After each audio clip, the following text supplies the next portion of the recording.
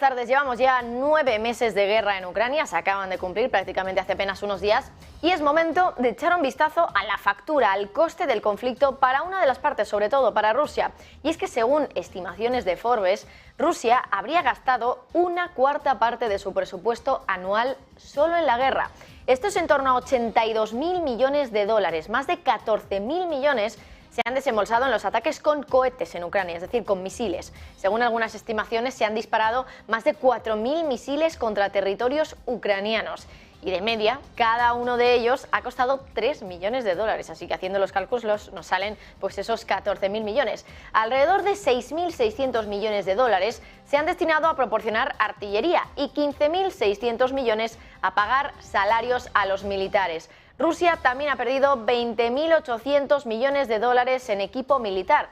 Ahora los expertos militares occidentales creen que el stock de misiles de Rusia está significativamente agotado, pero el arsenal aún es suficiente para entre 3 y 4 ataques masivos. La factura de la guerra para Rusia está clara, un coste de 82.000 millones de dólares, que se dice pronto, y que además es una cuarta parte de su presupuesto anual. Ahí lo pueden ver. El conflicto en Ucrania será una guerra para siempre. Esa es la estimación tan dura que han hecho los expertos del Instituto de Finanzas Internacionales. Creen que este conflicto, con aras de ser eterno, podría provocar que la economía mundial sea tan débil en 2023 como lo fue en 2009 con la crisis financiera. El instituto también ha dado cifras estimadas de crecimiento. Cree que la economía mundial se va a expandir un 1,2%, mientras que la eurozona se va a contraer un 2%. Ojo, porque considera que la gravedad del próximo golpe al PIB mundial depende principalmente de la trayectoria de la guerra en Ucrania.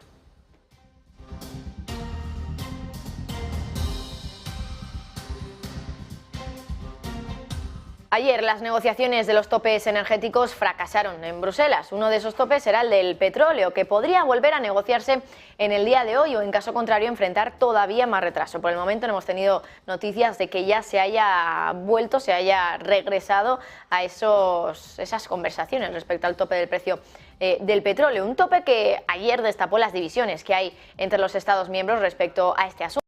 Polonia, por ejemplo, creía que los 65 dólares propuestos por Bruselas como el extremo bajo de la horquilla del tope es demasiado alto, 65 dólares el barril. Grecia, por otra parte, es una gran nación naviera, no quiere un tope por debajo de los 70 dólares, que es el rango alto que propone Bruselas. Bruselas propone 65-70 dólares el barril. Sin embargo, ayer el Kremlin cambió algo, y es que suavizó su postura sobre el tema del tope al precio del petróleo ruso. Pasó, de ser muy tajante y de asegurar que no vendería petróleo a todo aquel que pusiera ese tope, a decir que iban a analizar su postura. Peskov, el portavoz del gobierno ruso, de hecho dijo que todavía era difícil estimar el impacto que podía tener en los mercados energéticos, así que ahí vemos como Rusia parece estar abriendo la mano con un tope al petróleo ruso que parece que no está consiguiendo que las naciones de la Unión Europea se puedan poner de acuerdo, y que desde luego ese precio, ese tope de 65-70 dólares, quizá no le vendría tan mal a Rusia. Porque, como les decimos, el tope al precio del petróleo ruso que plantea la Comisión está en el rango de los 65-70 dólares el barril. Y ahora, casualmente, Rusia ha retirado de que va a dejar de vender el crudo a todo aquel que lo aplique. ¿Cuál es el motivo? Bueno, pues podría tener mucho que ver lo que demuestra este gráfico que les estamos mostrando. Aquí podemos ver cómo a lo largo de los últimos años el precio del petróleo de los Urales, el de referencia en Rusia, y el del Brent, el de referencia en Europa, solía ir sorprendentemente de la mano. Sin embargo, justo desde que comenzó la guerra, eso cambió. El Brent siguió esa senda alcista, pero el petróleo de los Urales empezó a bajar cuando el europeo estaba subiendo justo después de la guerra, fíjense. Ahora, de hecho, mientras el Brent está en torno a los 80 y pico dólares, el crudo de los Urales está hasta 10 dólares por debajo, en torno a los 70 dólares más o menos, casualmente justo en la parte alta de la horquilla que plantea Bruselas. Y por cierto, hoy hemos tenido declaraciones de Zelensky, el presidente ucraniano.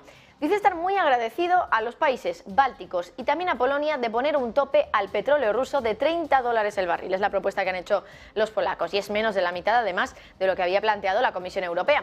Así lo decía hoy Zelensky en un evento donde, por cierto, también ha comparecido Ursula von der Leyen. Vamos a escuchar a Zelensky. I'm very grateful to our Baltic colleagues, our Polish colleagues, for their proposals quite reasonable ones to set this cap at $30 per barrel. It's a much better idea, in our opinion, and I'm thankful that this proposal has been voiced and is being substantiated now. It's about time when we provide for such an achievement of Europe. And based on this and similar achievements, none of the potential enemies of Europe will be in position to blackmail our continent with the weaponized energy. Y dejamos a un lado el aspecto energético de la guerra para adentrarnos sobre todo en el aspecto militar, porque Polonia ha pedido ayuda a la Unión Europea para poder mantener el compromiso petrolero ruso. A solo unas semanas de que Polonia detenga por completo las compras de petróleo a Rusia, el gobierno de Varsovia está presionando para que la Unión Europea tome medidas que le ayuden a cumplir la promesa. Fernando Roca. Polonia pide ayuda a la Unión Europea. El país en unas semanas detendrá por completo las compras de petróleo a Rusia y claro, ahora el gobierno de Varsovia presiona a Europa para que le ayude a cumplir con esa promesa. En concreto, el pasado mes de mayo de este año, el país polaco prometía poner fin a las importaciones de petróleo de Rusia a través del oleoducto Druzhba, que por cierto significa en ruso amistad. El primer ministro de Polonia aseguraba que esta interrupción del suministro a través de esta vía se produciría antes de final de este año 2022. Polonia utiliza, recordemos, el tramo norte de este gran oleoducto ruso, al igual que Alemania, pero los países que utilizan el tramo sur, Hungría, Eslovaquia y República Checa, continuarán comprando petróleo a Rusia a través de este oleoducto, del Druzhba, de este oleoducto Amistad. Ahora Polonia lo que pide a la Unión Europea es una regulación apropiada a nivel comunitario. La cuestión clave es que esta interrupción del Druzhba norte podría suponer un problema para las refinerías del país, en Polonia en concreto, a la empresa PKN Orlen. ¿Y por qué? Porque se podría dar una situación de ventaja competitiva para su rival del sur, la empresa húngara MOL, ya que podría acceder a esta materia prima a un precio menor. Y claro, ahora lo que pide Polonia es que para dejar de importar el petróleo ruso, lo que necesita es que la Unión Europea intervenga a poner orden, por así decirlo. En concreto, lo que pide el ministro de Clima de Polonia es unos mecanismos de igualdad de condiciones. Bueno, y fíjense a una de las últimas noticias que acabamos de conocer, que nos llega directamente desde Italia, y es que allí una refinería ha dicho ahora que no está encontrando alternativas al petróleo ruso. Vamos a conectar con nuestro compañero José Antonio Bittner para darnos más detalles de esa noticia que acabamos de conocer hace apenas un ratito respecto a esa refinería que reconoce lo que quizá pues realmente se está poniendo de manifiesto, ¿no? Con ese fracaso de las negociaciones respecto al tope del petróleo ruso, que realmente no hay alternativas a este crudo. José Antonio Bittner, cuéntanos. Muy buenas, todavía no ha entrado todo el movimiento de Europa para sancionar el conjunto del petróleo ruso y ya levanta la mano uno de los países europeos, en este caso Italia, que acaba de anunciar al mercado, sobre todo a Europa en su conjunto, que tiene un problema a la hora de financiar la alternativa al petróleo ruso. Lukoil tiene una de las principales refinerías europeas en Sicilia, más de 3.000 puestos de trabajo, que representa el 20% de todo el fuel que se consume en Italia. Hasta ahora, lo que había hecho Lukoil era mandar a la refinería gran parte del crudo a un precio y a un refino mucho más fácil que el que se estaba haciendo en India, pero luego ese petróleo ahora ya no va a tener la salida hacia el conjunto europeo, de tal manera que Italia tiene el problema de tener que sancionar un crudo que es una de las claves fundamentales para mantener el precio del gasoil, del diésel, de la gasolina en el conjunto del país. Ese 20% de Lukoil, de su planta, de su refinería en Sicilia, es una de las claves fundamentales para mantener la estabilidad en el gobierno de Meloni vía precio del petróleo, vía precio de la gasolina y del diésel. De tal manera que Europa debate, sobre todo con el movimiento que hizo ya Alemania de intentar evitar todas estas refinerías rusas o con petróleo ruso en el conjunto europeo, pero Italia se encuentra entre la espada y la pared y por eso acaba de levantar ahora mismo la mano diciéndole al conjunto europeo: no tengo alternativas para financiar un cambio. ¿Qué puede suceder a partir de ahora? Pues un movimiento en el que Europa saque la billetera y busque una alternativa.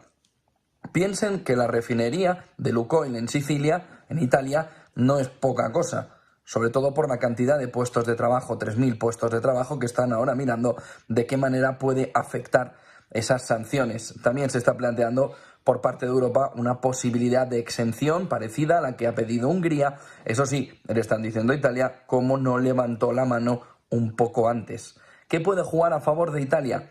El procedimiento de entrada en vigor, no el 5 de diciembre, sino de manera escalonada, en el que en 45 días pueda adaptar a partir del 5 de diciembre ese agujero que se le genera en el entorno de la refinería de Sicilia, gobernada o gestionada por Lukoil.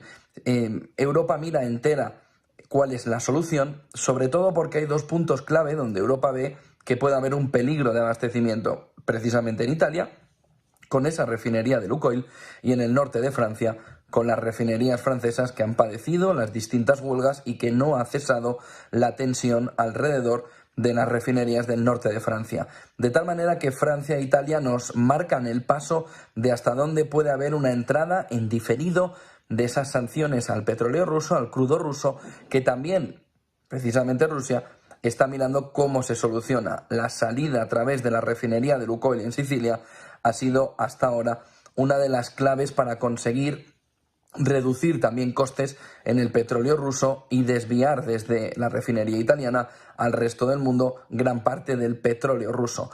De tal manera que ambas partes, Europa y Rusia, miran con detenimiento estas últimas horas, antes del 5 de septiembre, estos últimos días, lo que va a suceder con la refinería de Sicilia, y dependiendo de la postura tomada por Europa y sobre todo por Italia, se puede ver un movimiento de tensión muy fuerte en las refinerías, en la gasolina y en el diésel en el conjunto europeo. Hoy también hemos escuchado al secretario general de la OTAN, a Jens Stoltenberg, que ha hablado de nuevos miembros de la Alianza Atlántica. Por un lado, ha dicho que ha llegado ya el momento de que Suecia y de Finlandia se consideren miembros por completo de la alianza. Recuerden que en el día de ayer Hungría dijo que a principios de 2023 va a ratificar la entrada de estos dos países en la alianza. Pero Stoltenberg ha ido más allá. Si a Rusia ya le perturbaba que estos dos países, que Finlandia y Suecia, se unieran a la OTAN, Stoltenberg ahora ha abierto la puerta también a Ucrania, algo con lo que ha luchado desde luego mucho Rusia para que no suceda, que pues prácticamente todos los países con los que tiene frontera en la frontera europea estén dentro de la OTAN. Ha afirmado Jens Stoltenberg con contundencia que en el futuro Ucrania será miembro de la Alianza Atlántica de la OTAN. Otra forma, como decimos, de desafiar a Vladimir Putin. Escuchen cómo lo decía en el día de hoy. That Ukraine will become a NATO member. Then, of course, the way to help to move Ukraine towards membership is to work with them, both on the political partnership and on the practical support. And that's exactly what we do, not least when we now are stepping up our practical cooperation with Ukraine. Y dejamos a un lado la guerra y sus consecuencias para hablar de, pues el otro tema que desde luego ha pesado mucho en los mercados en los últimos años, el coronavirus. En Pekín, en China, las cosas se están poniendo tan feas con las restricciones COVID que los ciudadanos están empezando ya incluso a comprar guiados por el pánico, como cuando aquí comprábamos esos rollos de papel higiénico. Allí, las aplicaciones de comida a domicilio se están quedando sin capacidad para hacer las entregas. Marta Iser. Pekín se está convirtiendo en una ciudad fantasma. Sus calles están desiertas. El aumento de casos COVID ha encerrado a todo el mundo en sus casas y lo que llama la atención es que los servicios de entrega de comida a domicilio ya se están quedando sin capacidad. Lo hemos visto en las aplicaciones de Alibaba y también en la de Walmart, que están en China, en Pekín en concreto, hasta arriba de pedidos. Algunos restaurantes, por ejemplo, ya no aceptan más. Nadie quiere salir de casa, ni siquiera para hacer la compra. La capital china ha registrado más de 1.800 nuevos casos este jueves. Una cifra que va en aumento y que ha desencadenado restricciones muy similares a las del confinamiento de 2020. Casi todos los distritos están experimentando bloqueos selectivos y a los ciudadanos de Pekín se les ha pedido que no salgan de la ciudad a no ser que sea estrictamente necesario. Los colegios están cerrados en varios distritos, los estudiantes vuelven a estudiar desde casa, cines, centros comerciales también cerrados y algunos parques están abiertos al 50% de su capacidad. Parece que algunos funcionarios están implementando unas medidas más excesivas incluso anteriores a la política cero COVID de China, medidas que parecen estar más bien diseñadas para desalentar el movimiento sin tener que recurrir a un cierre de forma oficial. Por ejemplo, en el distrito de Fangshan, si los residentes quieren desplazarse a otro distrito, tienen que presentar múltiples pruebas PCR, hasta 3. En el distrito de Daxing deben mostrar una carta de su empresa y firmar una nota en la que se comprometen a ir solo a sus oficinas. Y si quieren ir al supermercado, deben entregar otra carta firmada. Todos los que entren a Pekín desde cualquier otro punto de China deben aportar un test negativo de una prueba PCR realizada en las últimas 48 horas si desean acudir a algún lugar público. Como ven, las restricciones de movimiento son ya agresivas. Pero lo que más está preocupando en estas últimas horas es que este jueves se inauguró un nuevo hospital improvisado con 200 camas en el distrito de Yanqing. Y esto está generando serias preocupaciones sobre hasta qué punto las instalaciones hospitalarias existentes se han quedado sin espacio. Si hay que recurrir ahora mismo a un hospital improvisado, ¿cómo estarán el resto? Además, se están produciendo muchas quejas sobre desorden, caos en estos sitios. Se han compartido en redes sociales imágenes con personas que publican fotos de baños sucios, habitaciones abarrotadas. Así que estamos viendo en este hospital improvisado una gestión caótica. Otras ciudades están volviendo ya al viejo libro de jugadas COVID a medida que los casos van en aumento. La situación es cada vez más seria. Y volvemos a Europa para conocer algunos de los datos macro de esta jornada. Por ejemplo, dato de PIB en Alemania. La economía alemana ha superado expectativas para bien en el día de hoy. Hemos conocido el dato de PIB del tercer trimestre y ha sido mejor de lo que se esperaba. Ha crecido un 0,4% frente a la primera lectura del 0,3%. Y lo ha hecho gracias al fuerte gasto de los hogares. Ese gasto ha aumentado un 1% respecto al trimestre anterior, pero lo verdaderamente desafiante realmente son los próximos meses. Se espera que la locomotora europea entre en recesión por culpa del impacto de la crisis energética. Sin embargo, como dijo el Bundesbank, la extensión de esa crisis es extremadamente incierta. Por el momento lo que tenemos es esa cifra del 0,4% de crecimiento del PIB en este tercer trimestre para Alemania.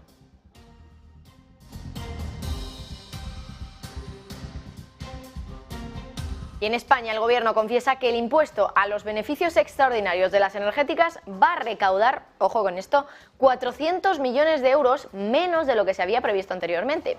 Así lo ha reconocido la ministra de Hacienda, María Jesús Montero, en una entrevista en la cadena SER. Recuerden que el Gobierno dijo que iba a recaudar unos 4.000 millones anuales por el impuesto a las eléctricas. Bueno, pues ahora Montero ha dicho que el ajuste va a estar en 400 millones, es decir, un 10% menos de lo que esperaba cada año. Así lo ha manifestado la ministra después de que en la tarde de ayer se aprobaran los presupuestos de 2023 en el Congreso de los Titulares.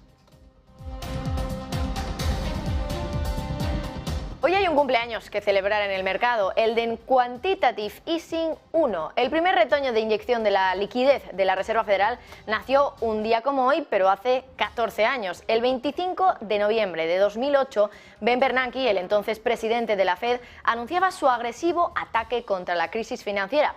Un programa de compras de 500.000 millones de dólares en las llamadas Mortgage-Backed Securities y otros 100.000 millones en deuda.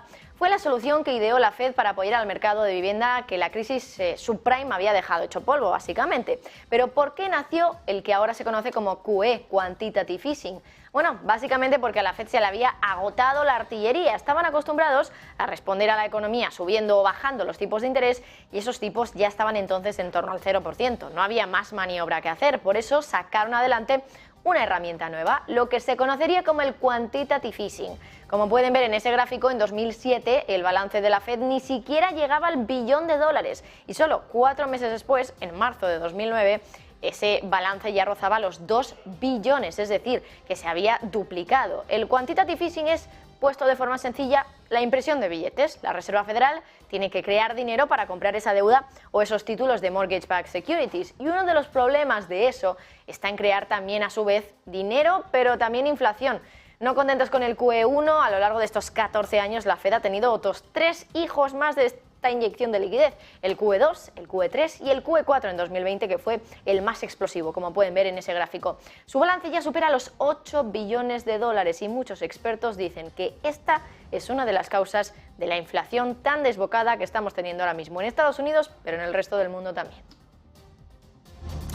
Ahora, 14 años después, la película es bastante distinta a la que teníamos en el año 2008. Ahora el mercado, sobre todo, está pendiente de las pistas que pueda dar Jerome Powell sobre el famoso pivote, el momento en el que la Fed dé un giro en su política monetaria y deje de ser tan agresiva con las subidas de tipos. Lo cierto es que ahora el mercado prevé que esa primera ansiada bajada de tipos de interés de la Fed va a ser a finales de 2023, es decir, aproximadamente en un año. Marta Isern. En plena cuenta atrás para la próxima reunión de política monetaria de la Reserva Federal, seguimos a la espera del famoso pivot, el momento en el que va a comenzar ya a descender en la magnitud de sus subidas de tipos de interés. Pero después de las actas que hemos conocido esta semana, no podemos evitar adelantarnos a los pasos siguientes. ¿Hasta dónde llegará la Fed con sus subidas y cuándo podría comenzar a recortar los tipos de interés? Bueno, sobre el recorte de tipos, algunos expertos ya se mojan y apuntan a finales de 2023. Ese momento supondrá un verdadero cambio en la estrategia de política monetaria de la Reserva Federal. Todavía tenemos subidas de tipos por delante, pero los mercados ya comienzan a descontar que el primer recorte de tipos en Estados Unidos se va a producir antes de 2024. Esperamos tener más pistas, por supuesto, en la próxima reunión, el 14 de diciembre, sobre todo respecto al tipo terminal, el tope al que va a llegar la Reserva Federal con el actual proceso de subidas de tipos. Recordemos que Powell ya lleva 4 subidas consecutivas en 75 puntos básicos. Después de esto, muchos miembros reconocen la incertidumbre en torno al impacto de estos movimientos en la actividad económica, así que después de las últimas actas vemos cada vez más probable que la Reserva Federal comience a enfriar esas agresivas subidas de tipos. Una subida en 50 puntos básicos cada vez gana más peso para diciembre. Así que en apenas unas semanas podríamos ya ver ese ansiado pivot. Y si se cumplen esas expectativas, hay quienes ya apuntan a una subida más suave, en 25 puntos básicos para febrero. Bueno, tras el cierre de ayer, porque recuerden, ayer Wall Street estaba cerrado, por eso el día de Acción de Gracias, hoy vuelve la actividad de la bolsa americana, pero eso sí, solo a medio gas, porque la bolsa de Estados Unidos hoy abre solo media sesión. Históricamente, los viernes después del día de Acción de Gracias son un día soso, con poco volumen en Wall Street, pero lo que viene justo después es uno de los periodos más fructíferos del año para la bolsa americana. El hijo del analista que descubrió lo que hoy se conoce como el Rally de Navidad o el Santa Claus Rally en inglés, en 1972 fue cuando se descubrió, ahora su hijo ha estudiado más a fondo esa tendencia. El analista ha descubierto que el periodo entre noviembre y enero se dan los 3 mejores meses consecutivos de todo el año. Y este año 2022, además, eso coincide también con que es el año de las elecciones midterm, que añade más celebración a esta época bursátil. Javier del Valle ha estado analizando esta tendencia, así que cuéntanos, Javier. Tienen que tener un retorno positivo, pero no siempre. Muy buenas tardes, Marta. Se acerca el final del año 2022, un año muy complicado, y vamos a arrancar dentro de poco el año 2023. Y los inversores se están preguntando, ¿este año tendremos Santa Claus Rally? ¿Tendremos ese rebote que tiende a ocurrir con una alta probabilidad a final de año e inicios del año que viene? Bueno, como pueden ver, esta gráfica que comparte LPL Research lo que nos muestra son el retorno, en la primera columna donde pone Santa Claus Rally, nos muestra el retorno de los últimos 5 días del año y también los 2 primeros días del año siguiente. Por tanto, si cogemos los 5 últimos días de 2022 y también incorporamos los 2 primeros días que serán de 2023, ¿cuáles son los retornos que podríamos esperar? Bueno, LPL nos muestra que desde el año 1999 normalmente estos días suelen ser positivos. Normalmente estos días tienen que tener un retorno positivo, pero no siempre, ya que tenemos excepciones como son el año mismo 1999, el año 2004 cuando entramos en el año 2005, el inicio de año 2015, el inicio de 2016. Por tanto, no hay nada claro sobre si realmente vamos a tener un rebote en los últimos días del año y a inicios del año siguiente. También nos comparten esta gráfica muy interesante donde nos muestran las estacionalidades, los retornos medios por meses en años de midterm. Recordemos que este año ha sido un año donde hemos tenido elecciones de medio mandato en Estados Unidos. Bien, pues ¿cuáles son los retornos medios cuando hay años de elecciones de medio mandato? Vimos ya hace unos meses que octubre y noviembre suelen tener un retorno medio bastante positivo, y así está siendo también en el mercado. Estamos viendo durante octubre y noviembre un rebote en los índices, y además la probabilidad de que suele ocurrir un rebote positivo, suele haber un retorno positivo durante esos meses, es superior al 70%, como pueden ver en el cuadrado naranja. Sin embargo, en diciembre la rentabilidad media en años de midterm tiende a caer, suele ser más baja que octubre y noviembre, suele ser un peor mes, y la posibilidad de estar en terreno positivo también cae a un 66%. Este año sin duda es un año muy difícil, muy lejos de ser un año normal, entonces veremos si la estacionalidad funciona en este caso o nos quedamos con las ganas. Y del mercado bursátil nos vamos al mercado del alquiler, que empieza a calentarse por la subida de las hipotecas. Uno de los ejemplos más claros está en el Reino Unido, porque allí la demanda de viviendas para alquilar se ha disparado un 23% en octubre respecto al año anterior, según un estudio del portal Rightmove. Además, el número de personas buscando alquilar o comprar ha caído un 1% respecto al mismo periodo de 2021. Las hipotecas en Reino Unido han subido incluso por encima del 6% en los últimos meses. Y el estudio de Rightmove también ha descubierto que el 42% de los compradores de primera vivienda que todavía están planeando esa primera adquisición ya han ahorrado todo el dinero para el depósito, mientras esperan a que los tipos de interés bajen y por lo tanto las hipotecas también. El 43% restante todavía está en el proceso de ahorro, pero esperan tenerlo.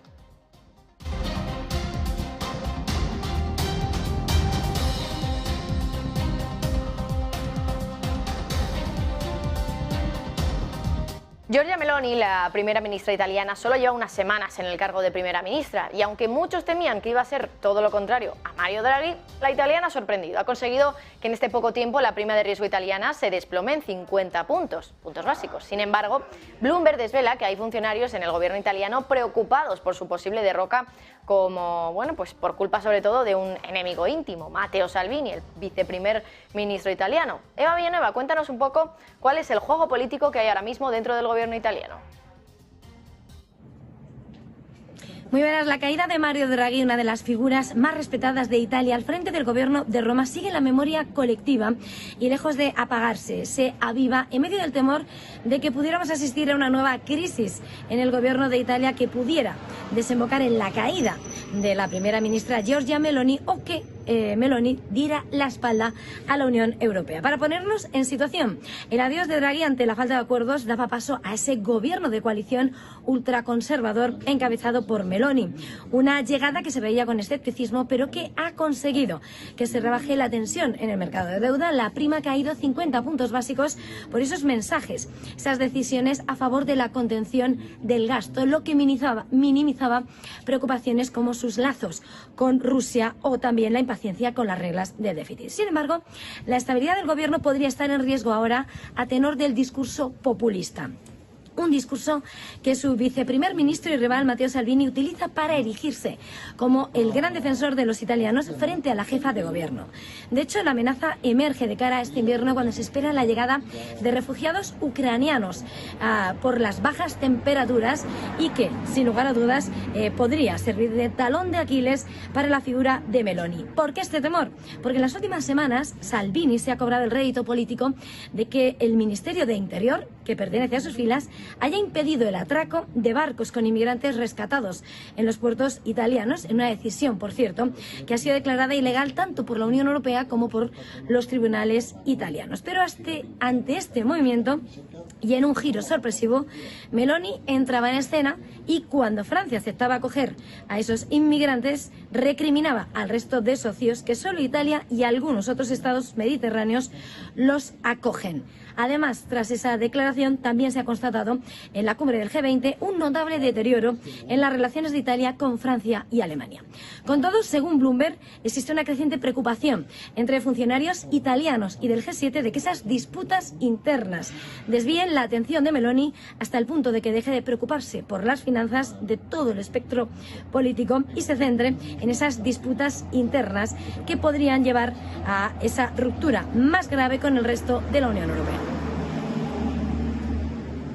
Y por cierto, volvemos a los mercados porque Morgan Stanley ha contradicho al afamado inversor Bill Ackman. ¿Se acuerdan de que en el día de ayer Les contábamos que Ackman había desvelado una fuerte posición bajista contra el dólar hongkonés porque no confiaba en que pudiera mantener su vinculación al dólar americano. Bueno, pues ahora Morgan Stanley sale a rebatirle y dice que ese PEG, que es como se le conoce en la jerga esa vinculación con el dólar, va a aguantar cualquier desafío de los hedge funds. El banco considera que esa vinculación con el dólar es de una importancia estratégica para China y que hay amplias reservas financieras para que las autoridades mantengan ese PEG. Este es el tuit con el que en el día de ayer Bill Ackman pues anunciaba esa posición bajista, una posición bajista desde luego que hoy desde Morgan Stanley le han rebatido.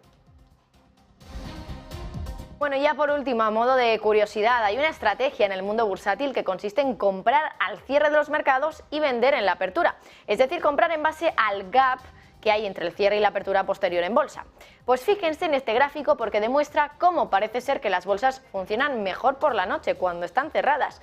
Desde 1993 esa estrategia ha sido y ha dado unos retornos acumulados de más del 1000%, lo están viendo ustedes. Sin embargo, el gráfico también muestra los resultados intradía para ese mismo periodo, si operáramos en el momento en el que está abierta la bolsa. Si seguimos esa raya azul, que es la que muestra el resultado intradía, desde 1993 hasta el 2022, vemos que realmente sigue apenas en el mismo nivel, no como la del overnight o la operativa durante el cierre del mercado, mientras el mercado está cerrado, que como decimos ha visto unos retornos acumulados del 1000%.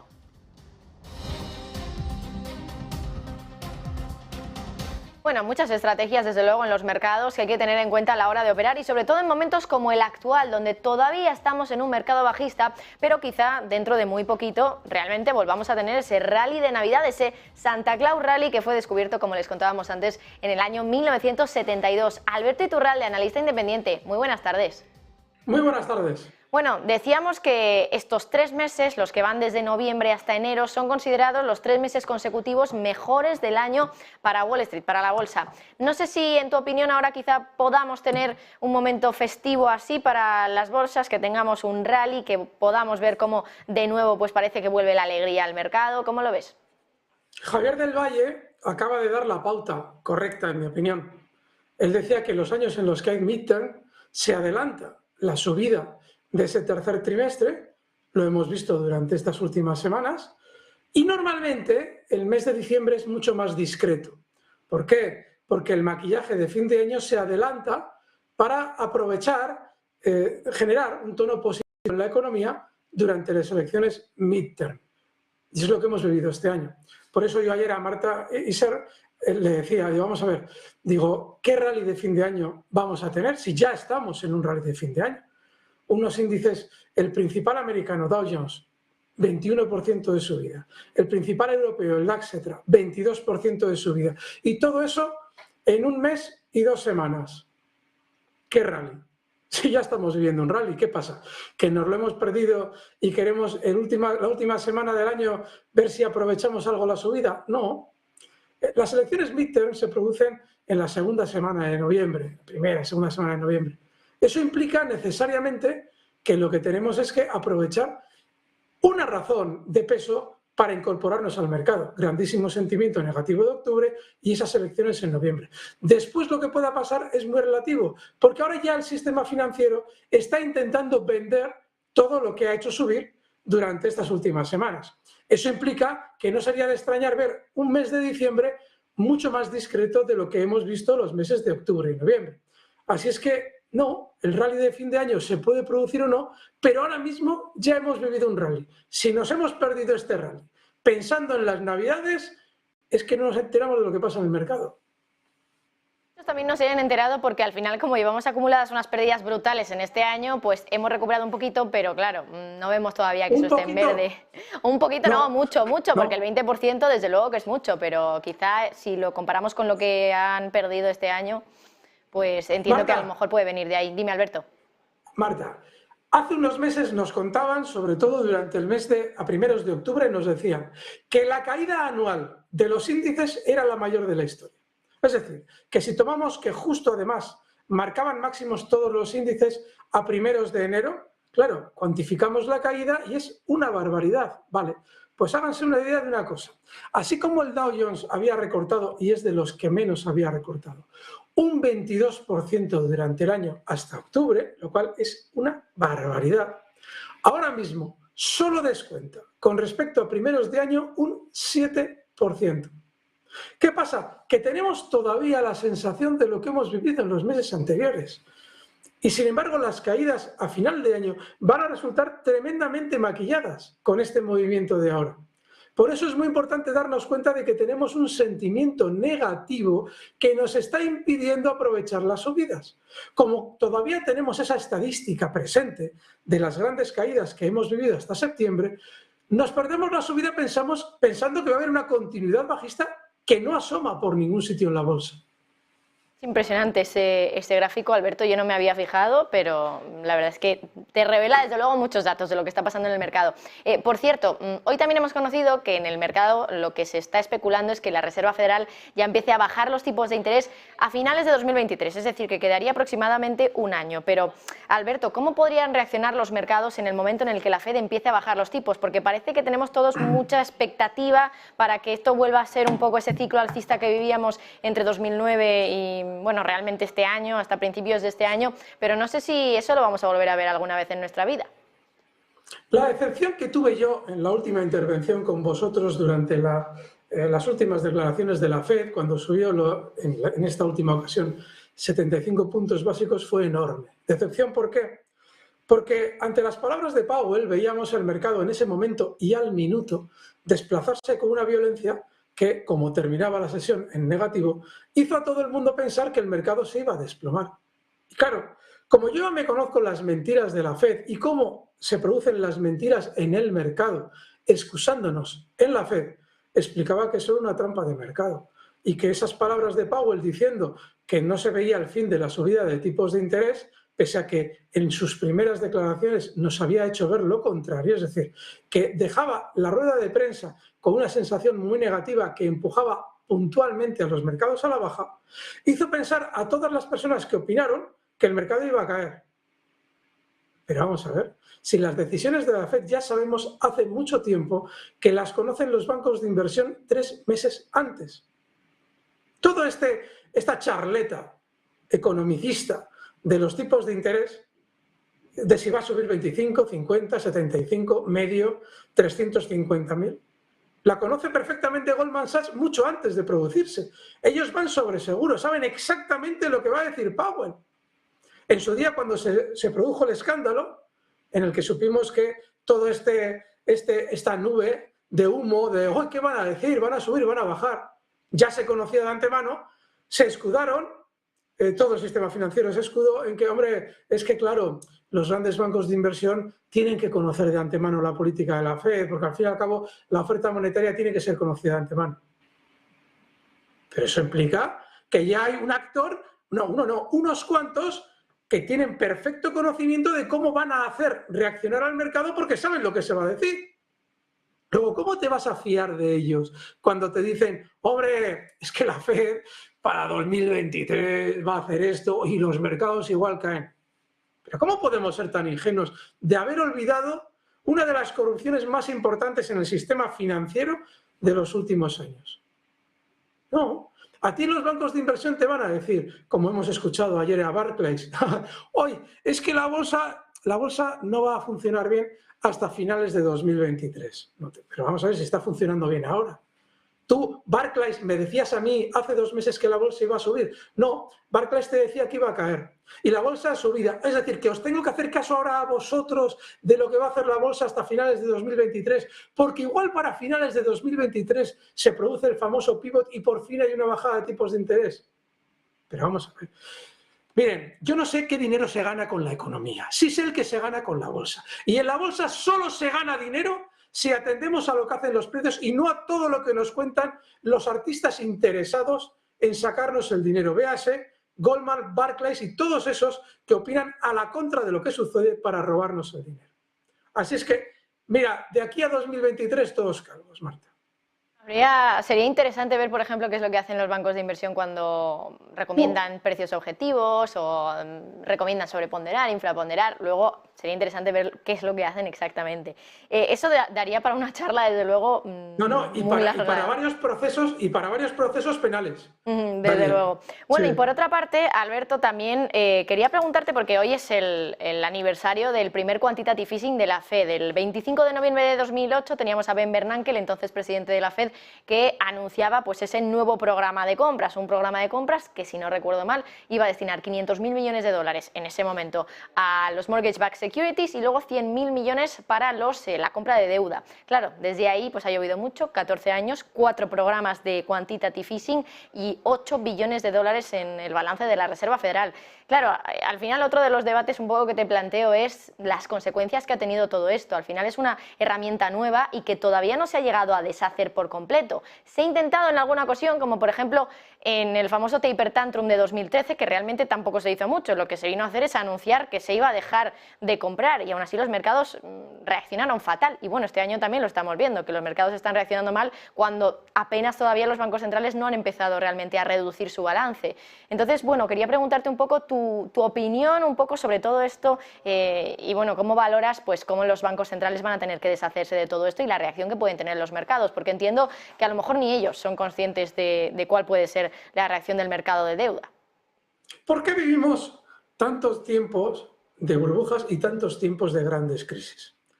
Porque los bancos centrales, que deberían tener en la economía una importancia secundaria, solamente como meros funcionarios, tienen ahora mismo una importancia fundamental. Desde que el sistema de emisión monetaria americano fue secuestrado en el 1913 por los grandes banqueros americanos, que conforman la Fed, se toman decisiones monetarias para intentar influir en la economía. Y eso genera las grandes burbujas y las grandes depresiones. Y lo que vivimos con esas inyecciones de capital en los mercados, esos quantitative easing, que realizan los bancos centrales, tanto la Fed como también el Banco Central Europeo, esos easing, lo que generan es movimientos artificiales para favorecer o desfavorecer gobiernos. Cuando un gobierno tiene la sensación de que quizás la política no está yendo como quisiera y va a haber un sentimiento negativo en torno a su posible reelección, inmediatamente los bancos centrales llegan a un acuerdo con dicho presidente, emiten moneda, generan una subida artificial de los activos que genera a su vez una artificial sensación de bonanza en los ciudadanos para facilitar una reelección. Y luego, una vez que ya no es necesario, se produce la depresión, en la que los precios vuelven a su sitio con una caída también excesiva para compensar la subida anterior excesiva y todos están tranquilos. Es decir, que no es más que un instrumento de manipulación. Luego, si ahora ustedes están viendo el problema económico que hay a nivel global con la inflación, agradézcanselo a los bancos centrales que cuando encuentran un problema como el coronavirus, en lugar de entender que a veces la economía tiene que ralentizarse y punto, para seguir generándoles a ustedes la sensación de bonanza, inyectan dinero en el sistema para inflar los precios y producir lo que se llama, después, inflación, que es lo que se está viviendo ahora. Para eso se utiliza hoy en día un banco central. O sea, imagínate qué pienso yo de lo que el aburrido de Bernanke hacía con sus inyecciones monetarias disfrazadas de quantitative easing. Te parecía que entonces nadie pensaba que esto podía provocar inflación, pero a día de hoy, 14 años después, pues ya lo tenemos encima de la mesa. Entonces, claro, al final la teoría de política monetaria nos hace pensar que va a haber inflación, pero claro, me cuesta entender que hicieran todo esto sin saber las consecuencias. No, la teoría de política monetaria te explica por qué no tienes que utilizar la emisión monetaria para resolver problemas económicos y así evitas la inflación. ¿Cuál es el engaño en el que se ha introducido la ciudadanía? En el de que un 2% de inflación lubrica la economía. ¿Cómo? Perdona, es decir, que la población se empobrezca un 2%, eso lubrica la economía. La inflación es empobrecimiento. ¿Qué pasa? Que los bancos centrales, como obviamente están dominados por bancos privados, te van robando, mediante ese 2% de inflación, dinero a la ciudadanía de manera sistemática. Eso les enriquece a ellos. Pero la ciudadanía, como hoy en día los instrumentos financieros son de una alta sofisticación, quiere creer que lo que le cuentan es honrado. Y es totalmente deshonroso. Nada de inflación es bueno, nunca. Luego ese 2% de objetivo sigue siendo una estafa al ciudadano. Solamente que nadie lo dice. Ya nos hemos adaptado a que eso es bueno y lo damos por bueno y no es bueno. Y ese 2% se evita si se dejan de tomar medidas monetarias. La teoría monetaria lo que dice es que no se deben resolver problemas económicos emitiendo moneda. Tú tienes que tener una moneda ligada o bien a un subyacente o bien a unas reglas de emisión fijas. Y eso evita la inflación. Por eso tenemos el problema que tenemos, por la existencia de los bancos centrales con una función que no deberían tener, la de emisión de moneda a voluntad. Ser capaces de deshacer todo lo que han hecho, desde luego, porque el balance es enorme. Albert Iturralde, analista independiente, ojalá poder hablar contigo más tiempo, pero se nos acaba. Muchísimas gracias y que pases un buen fin de semana. Gracias, fuerte abrazo. Bueno, pues si hoy podemos celebrar algo, sería en ese caso ese aniversario del quantitative easing, del que todavía no sabemos realmente las consecuencias. 8 billones de dólares en el balance de la Reserva Federal, lleno de activos, de bonos, que tiene que vender en el caso de que quiera quitar esa liquidez que ha inyectado en el sistema. Claro, eso podría generar unas consecuencias en el mercado de deuda que quizá ni siquiera nos podamos imaginar. En el día de hoy volvemos a hablar de bancos centrales, de energía y de la guerra, porque hablando también de economía, de dinero, ya sabemos cuál es el coste estimado que tiene la guerra en Rusia, 82.000 millones de euros. Ese es el coste al que habría estado haciendo frente las arcas públicas de Rusia y es una cuarta parte de su presupuesto anual. Con estos titulares lo dejamos aquí ya en el informativo, pero no se vayan porque, como siempre, en unos minutos, Rolling Stocks con Marta y Serna a las 3 de la tarde. Muchísimas gracias por estar ahí y que pasen también ustedes un buen fin de semana.